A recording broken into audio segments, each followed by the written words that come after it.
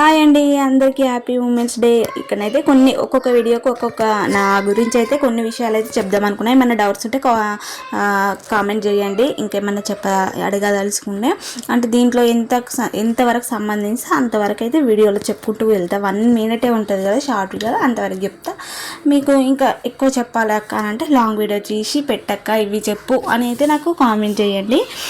ఇక్కడనైతే ఇంకా అంటే ఫస్ట్ ఉండి చెప్తా. నేను సిటీకి వచ్చి ఒక 1500 దాంట్లో రూమ్లను అయితే రెంట్కున్నాము. అంటే పాప పుట్టినాక రెంట్ వచ్చినాము హైదరాబాద్కి. అయితే వచ్చినాక ఒక 1.5 దాకానైతే ఇంకా అట్లనే గడిచిపోయింది ఇంట్లో ఉండకుండా. 1.5 తర్వాతనైతే ఎందుకో నాకు ఏదో ఒకటి చేయాలనే ఆరాటం ఉండేదన్నమాట.